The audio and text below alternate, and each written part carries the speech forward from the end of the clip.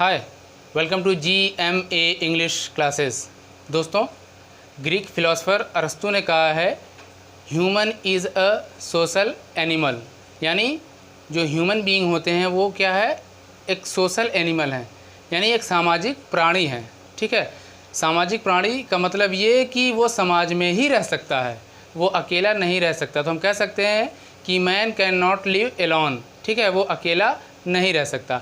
तो अगर वो समाज में रहता है तो वो किसी के साथ रहता है, परिवार में रह सकता है, दोस्तों के साथ रह सकता है या और भी कहीं रह सकता है, लोगों से मिलजुल कर वो रहता है, घुल मिल कर रहता है। ठीक, तो इसके लिए वो क्या करता होगा, जाहिर सी बात है इंटरेक्शन करता होगा, यानी वो एक दूसरे से आदान प्रदान करता होगा, अपने विचारों को, अपने भावनाओं को व्यक्त करता होगा। राइट, तो उसके लिए किसकी ज़रूरत पड़ती है, जाहिर है उसके लिए भाषा की ज़रूरत पड़ती है। क्लियर। तो उसी तरह से इंग्लिश भी क्या है, एक लैंग्वेज है। ठीक, इंग्लिश एक लैंग्वेज है, एक भाषा है। ठीक है ना। तो लैंग्वेज क्या है, language is the medium of expression. Language क्या है, मीडियम ऑफ एक्सप्रेशन, यानी भावनाओं को व्यक्त करने का माध्यम होता है, वही लैंग्वेज है। तो लैंग्वेज किससे मिलकर के बना हुआ है, सेंटेंस से। राइट, सेंटेंस किससे मिलकर के बना हुआ है, वर्ड्स से। एंड वर्ड्स किससे मिलकर के बना हुआ है, लेटर्स से। राइट, ऑलरेडी मैंने इसको बता दिया है अपने वीडियोस में, और अगर आपने उसको नहीं देखा है तो मैंने उसका लिंक डिस्क्रिप्शन में दे दिया है, वहाँ पर आप जा करके उसको देख सकते हैं। राइट, और हाँ, अगर आपने चैनल को सब्सक्राइब नहीं किया है तो सब्सक्राइब कर दीजिए और बेल आइकन को दबा दीजिए ताकि वीडियो की नोटिफिकेशन आप तक पहुँचती रहे। राइट, तो देखते हैं, मैंने अभी आपको बताया कि इंग्लिश एक लैंग्वेज है जो कि सेंटेंस से, वर्ड से और लेटर से मिलकर के बने हुए होते हैं। राइट, अब हम बात करते हैं कि सेंटेंस क्या है।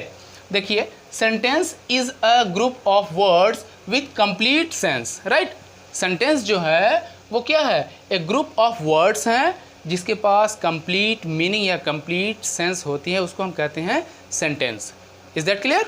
आगे देखते हैं सेंटेंस स्ट्रक्चर। इसको भी थोड़ा सा ध्यान से समझना है आपको कि सेंटेंस जो मैंने बताया कि ग्रुप ऑफ वर्ड होते हैं, यानी शब्दों के समूह को जिसकी कंप्लीट मीनिंग निकलती है, जिसका कोई कंप्लीट अर्थ निकलता है, हम उसको कहते हैं सेंटेंस। राइट, लेकिन सेंटेंस के कुछ स्ट्रक्चर होते हैं, यानी कुछ उसके फीचर होते हैं, कुछ उसके कंडीशंस होते हैं जो सेंटेंस में फुलफिल होने चाहिए। वो क्या है, देखते हैं। पहला वाला, a new sentence begins with a capital letter.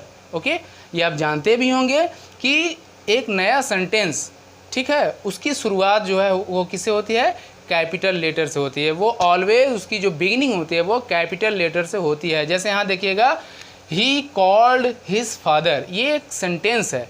Clear, एक कंप्लीट सेंटेंस है और इस सेंटेंस की शुरुआत कैपिटल लेटर यानी एच से हुई है। ध्यान दीजिएगा, कैपिटल लेटर यानी एच से हुई है, ही कॉल्ड हिज फादर। राइट, दूसरी जो कंडीशन है सेंटेंस के स्ट्रक्चर की वो है a sentence ends with punctuation, यानी जो सेंटेंस होते हैं, जो वाक्य होते हैं, वो हमेशा किसी न किसी चिन्ह के द्वारा उसके अंत होता है, यानी वो किसी न किसी पंक्चुएशन मार्क्स के द्वारा उसकी एंडिंग होती है।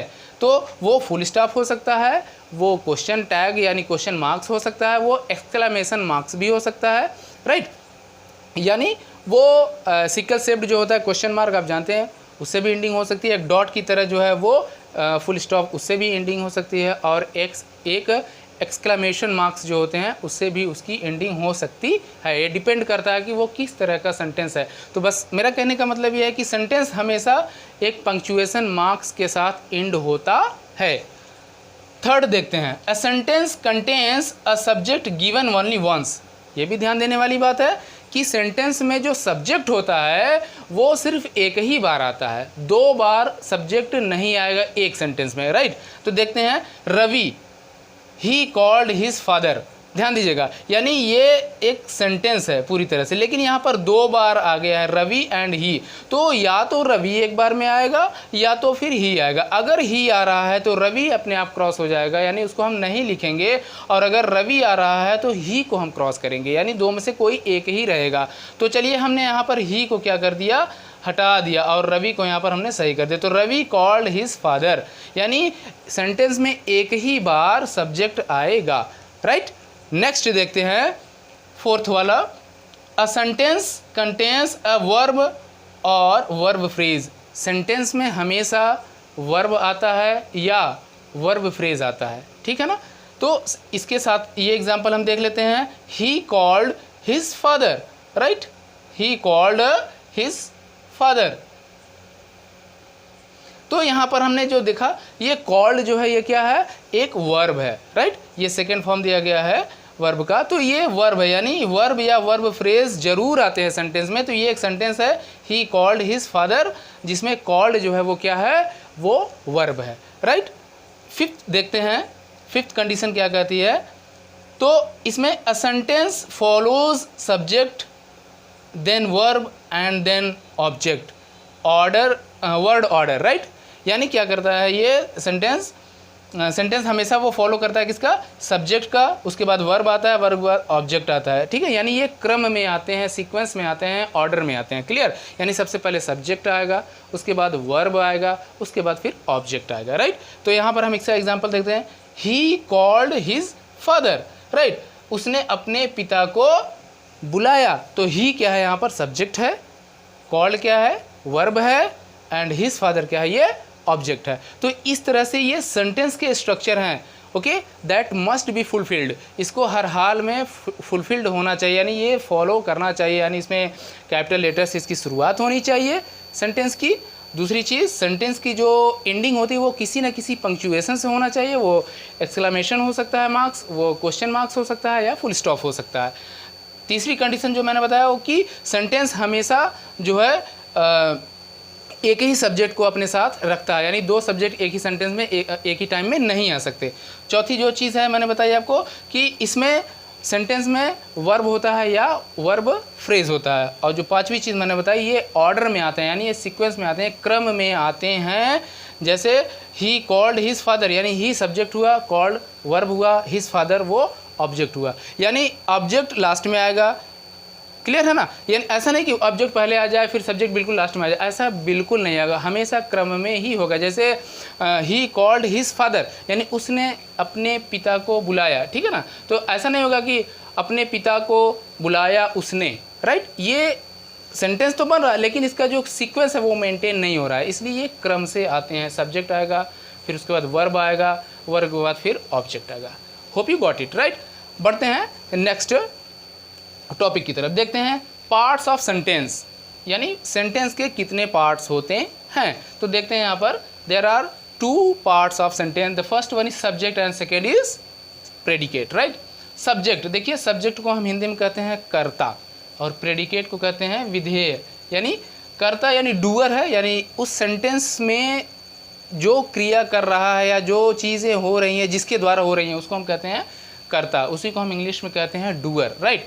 प्रेडिकेट क्या है, ये प्रेडिकेट जो होता है, okay, it is a part of sentence that से समथिंग अबाउट सब्जेक्ट। यानी ये प्रेडिकेट जो होता है ये सेंटेंस का बहुत ही इंपॉर्टेंट हिस्सा होता है, इसमें वर्ब भी होते हैं।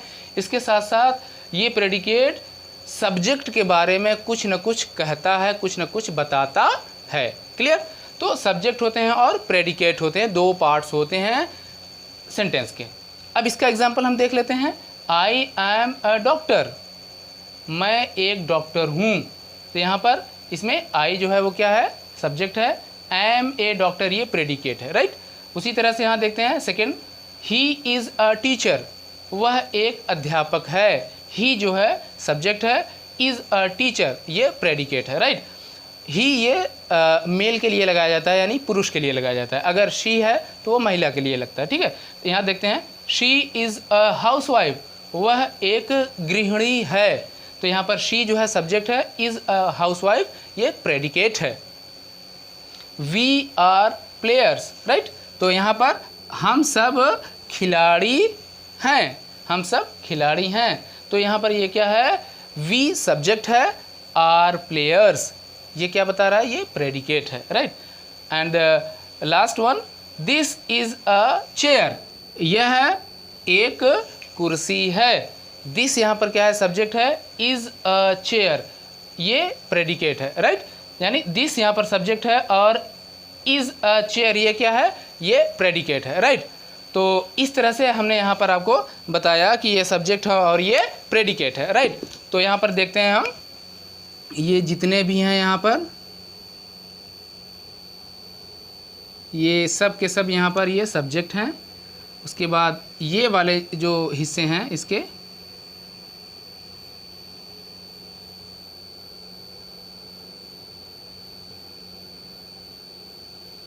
ये प्रेडिकेट को दिखा रहा है, ठीक ना।